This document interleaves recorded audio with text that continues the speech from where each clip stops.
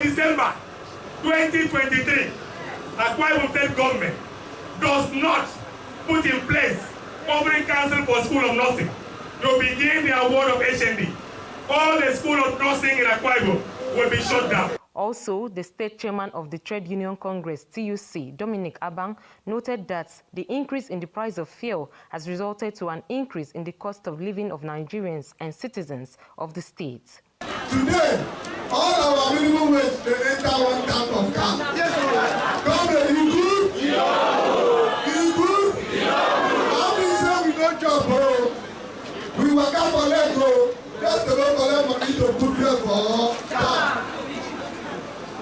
Mr. Speaker, we are here because we trade come here. We work out empty bank come here.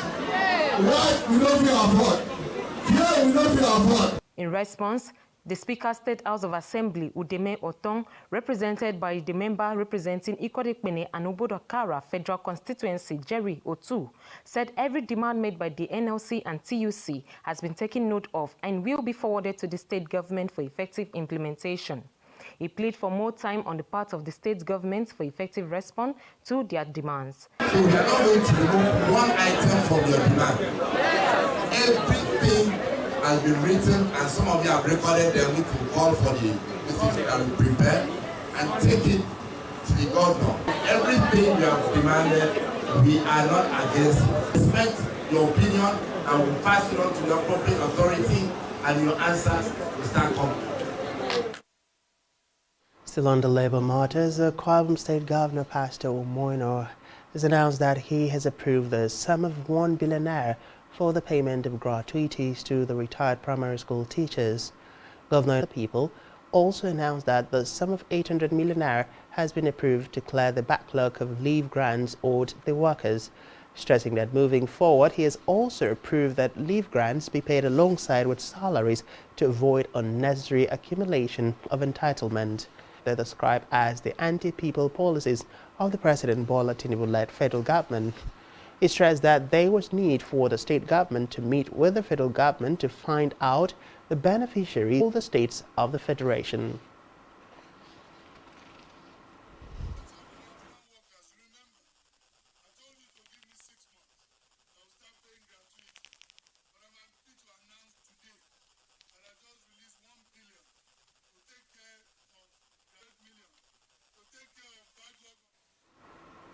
In the meantime, Akwa Ibom State Government and the Nigerian Navy have indicated readiness to collaborate on security of maritime environment to enhance the accomplishment of the blue economy and tourism component of the Nigeria's Chief of Naval Staff, CNS Vice Admiral Emmanuel Gala, who led an entourage of top-ranking officers of the Nigerian Navy in a courtesy of gratitude of the people and government for the visit and for premium given Akwa Ibom in Nigerian Navy's scheme under his command, while congratulating Ogala on his promotion to the rank of Vice Admiral. Governor appreciated the kind words of the Navy Chief on the Rise agenda, enunciating that Akwa Ibom over the time has been blessed with visionary leaders and that the pursuit of the Rise agenda is with hope that the present administration will add reasonably to the development of the state.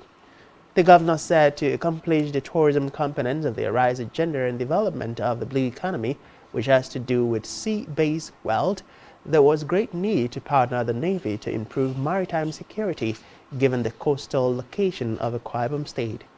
In his remarks, the Chief of Naval Staff Vice Admiral Emmanuel Gala congratulated Omoino on his emergence as the people's preferred governor. This, he said, signpost a good thing for the state given his timely launch of the very promising Rise agenda in the Navy, both in the military and policing aspects. To Africa now, where the Ethiopian Deputy Prime Minister and Foreign Minister Demeke Mekonnen has expressed concern over the worrying security situation in the Amhara efforts to address the issues. Reports say since April, the security situation in Amhara has been deteriorating, following the decision to disband the region's state-backed power. Still in Africa, leader of the military coup in Niger, Abdul Rahman Chani, has condemned sanctions imposed on the country by the West African Regional Bloc, ECOWAS, describing it as illegal, unjust and inhuman. Nichani insisted his government would not give in to regional or interfere.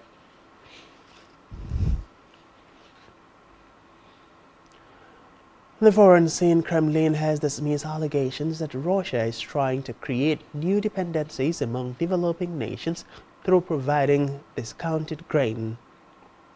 Kremlin spokesperson Dmitry Peskov said Russia has always been and remains a reliable supplier. He added sanctions restrictions.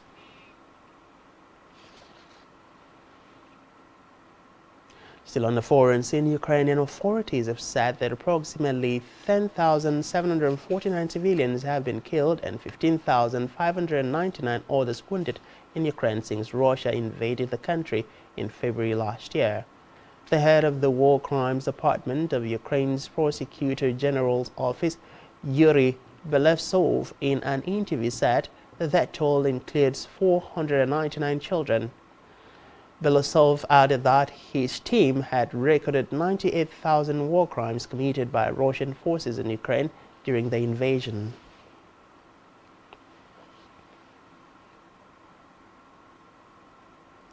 And still to come in the news, NWFL chairperson Folade says FIFA will pay Falcons prize money through NFF. To stay with us.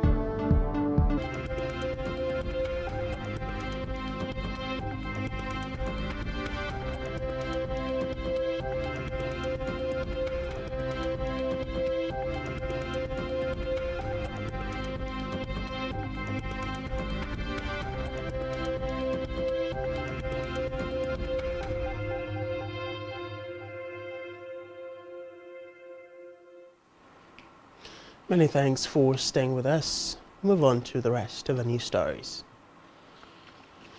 On the business news, oil marketers have said local refining will save at least 70 naira per litre of petrol price when it is fully operational. The National Controller of Operations, the Independent Petroleum Marketers Association of Nigeria, Mike Osatuyi, said these while speaking on the benefits of the federal government's investing in functional refineries.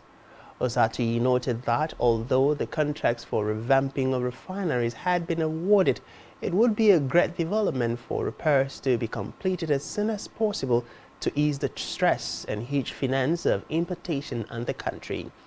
He listed other benefits of operational local refining to include reduction in insurance cost, reduction in product delivery time, an increase in employment. Still in business, no fewer than 7.8 million small businesses under the Association of Small Business Owners of Nigeria have reportedly died within the last 2 years. President Osborne Femi Igbesola disclosed this in an interview. He said out of about 39 million existing businesses that are captured by data, 20% of the business are closed. Igbesola urged the government to move swiftly to address the harsh business environment faced by business, as the palliatives announced by President Tinubu for small and medium enterprises would have little effect if the environment remains harsh. To hell now, where the World Health Organization (WHO) has international health regulations (IHR 2005) so as to be better prepared to tackle outbreaks of deadlier diseases and handle emergencies. According to WHO, while disease outbreaks and other acute public health risks are often unpredictable and require a range of responses, the IHR 2005 provides an overreaching legal framework that defines countries' rights and obligations in handling public health events and emergencies that have the potential to cross borders. The World Health Body noted that the version adopted in 2005 was amended twice in 2014 and 2022, while the most recent amendments have yet to come into force. Still in hell, the Lagos State Chancellor Vaere, who died in an elevator accident at the Lagos Island General Hospital on Tuesday. The deceased, who was a medical house officer, reportedly died as a result of injuries she sustained after the elevator crash landed from the 10th floor and was trapped for more than 40 minutes. The NMA, in a joint statement by the State Chairman Dr. Benjamin Oluwo-Jebutu and Secretary Dr. Ismail Ajibowo, commiserated with the family of the deceased. They also directed doctors in the 3 government hospitals on the island to embark on an indefinite strike action until investigations are completed and justice is served. To sports now, where the chairperson of the Nigerian Women's Football League, Aisha Falode, has clarified that FIFA will Samora following the qualification of Super Falcons to the second round of the Mundial, reportedly said the world's football governing body would send unpaid allowance to the country's women's football team to the players directly.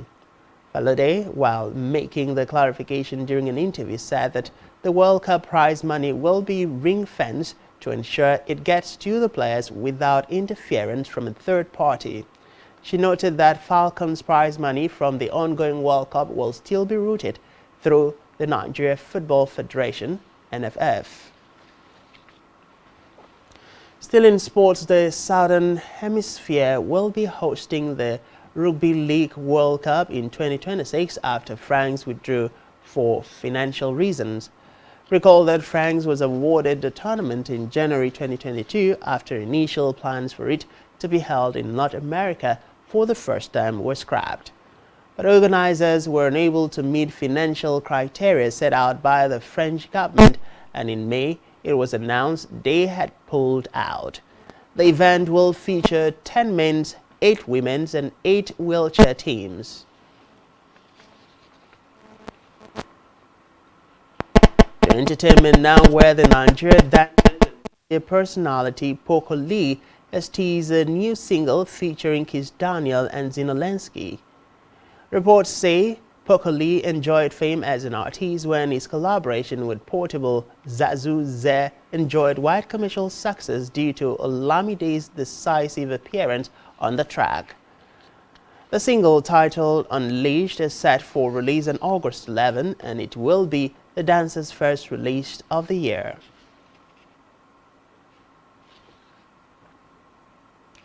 Still on entertainment, May, the estranged wife of Nollywood actor Yul Edochie, has reportedly filed for divorce from the actor by the renowned senior advocate of Nigeria, Femi Falana, and the Ekolo Group. In a lawsuit, May is seeking divorce on the grounds of adultery, noting that she and Yul got married under the 1970 Marriage Act, which states that neither man nor woman can have more than one wife and husband at a time. Meanwhile, according to the DPA Family Law Clinic, Judy and Yul are aware of the lawsuit, having received copies of the suit papers by email. They also report that they have been avoiding the bailiff and due court process despite being aware of the suit. You at this time, do ensure to follow us on social media and subscribe to our YouTube channel, all of which you can find on our website, spectrumtv.ng. You've been watching Spectrum TV News at 2. I am Francis Oyima, edit. Many thanks for being there and do enjoy the rest of your day.